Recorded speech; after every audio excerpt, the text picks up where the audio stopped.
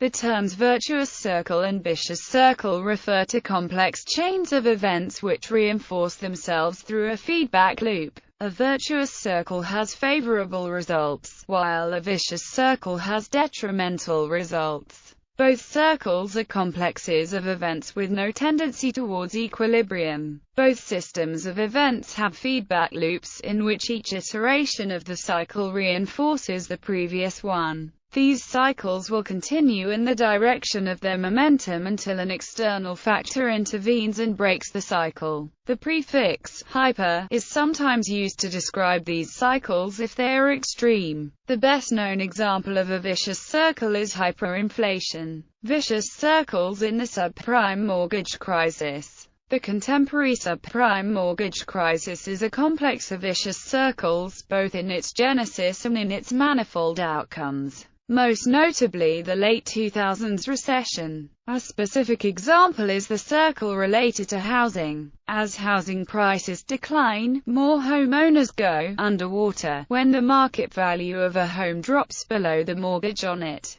This provides an incentive to walk away from the home, increasing defaults and foreclosures. This, in turn, lowers housing values further from oversupply, reinforcing the cycle. The foreclosures reduce the cash flowing into banks and the value of mortgage-backed securities widely held by banks. Banks incur losses and require additional funds, also called recapitalization. If banks are not capitalized sufficiently to lend, economic activity slows and unemployment increases, which further increase the number of foreclosures. Economist Nouriel Roubini described the vicious circles within and across the housing market and financial markets during interviews with Charlie Rose in September and October 2008. Other examples include the poverty cycle, sharecropping, and the intensification of drought.